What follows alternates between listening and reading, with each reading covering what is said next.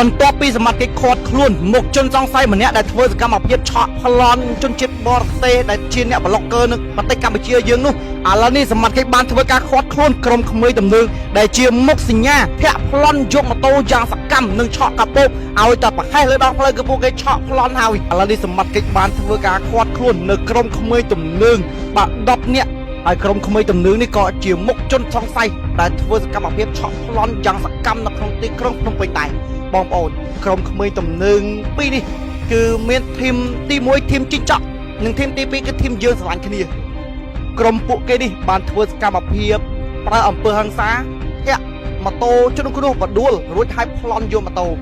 ហើយពួកគេបានធ្វើសកម្មភាពរហូតដល់6ករណីដែលក្នុងនោះគឺមាន4ករណីហើយដែលធាក់ប្លន់យកម៉ូតូរបស់ជនគ្រោះហើយនឹង2ករណីមួយករណីផ្សេងទៀតគឺប្រើប្រាស់នៅអំពើហិង្សាឆក់យកកាបូបបាទរបស់នារីរុកគ្រោះនិង2ករណីផ្សេងទៀតគឺជាករណីប្រើប្រាស់អំពើហិង្សានិងធ្វើឲ្យខូចខាតនៅទ្រព្យសម្បត្តិអ្នកដទៃដោយមានស្ថានភាពទោសផងដែរក្រុមក្មេងទំនើងដែលមានរហស្សនាមធីមជីងចក់និងក្រុមក្មេងទំនើងរហស្សនាមយើងស្រឡាញ់គ្នាចំនួន10នាក់ត្រូវបានសមត្ថកិច្ចបានធ្វើការឃាត់ខ្លួនបានកំពុងតែបន្តនីតិវិធីបញ្ជូនទៅកាន់តុលាការដើម្បីផ្ដន្ទាទោសតាមផ្លូវច្បាប់បងប្អូនឃើញជាក់ស្ដែងនេះក្រុមក្មេងទំនើងទាំងនេះហើយបងប្អូនឲ្យតែធ្វើប្រហែសរឿងកបោបរឿងសម្ភារៈមានតម្លៃទៅតាមដងផ្លូវជិះម៉ូតូស្ងាត់ស្ងាត់អីគឺពួកគេធ្វើសកម្មភាពឆក់ប្លន់យ៉ាងសកម្មតែម្ដងមិនថាជាជនជាតិបរទេសដែលមកលេងនៅ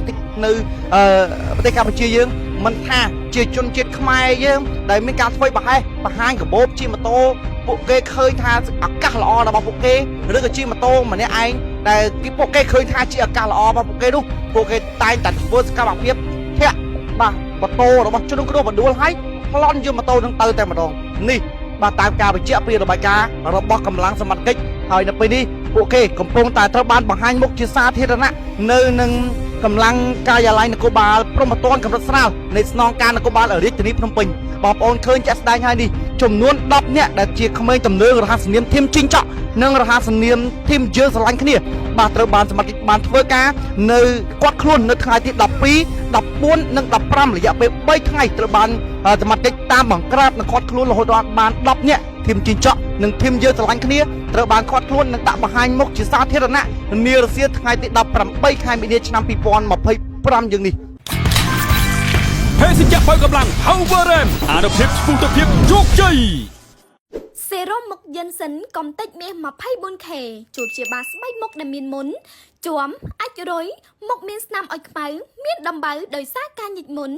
ជួយកាត់បន្ថយស្នាមជ្រួញធ្វើឲ្យលាបឡេកាន់តែចូលបង្កើនគុណភាពទ្វេគុណកាន់តែប្រើកាន់តែទទួលបានស្បែកមុខភ្លឺមានសំណើមបែបមានសុខភាពល្អប្រើមិនត្រូវមិនប្លែកធានាបដូរលុយជូនវិញគ្រប់ចំនួនបើប្រើជាឈុតបែបនេះរឹតតែទទួលបានគុណភាពទ្វេគុណ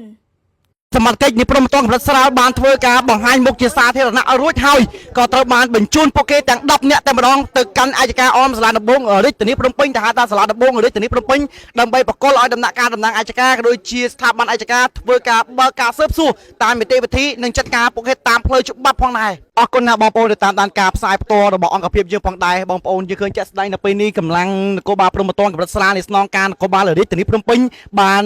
បើករថយន្តបញ្ជូនពួកគេទៅកាន់អัยការអមសាលាដំបងហើយដើម្បីផ្ដន្ទាទោសតាមផ្លូវច្បាប់អរគុណណាស់បងប្អូនដែលតាមដានការផ្សាយផ្ទាល់នៅព័ត៌មានអង្គភាពយើងផងដែរនៅពេលនេះខ្ញុំបាទសូមគោរពលានិងសូមអរគុណ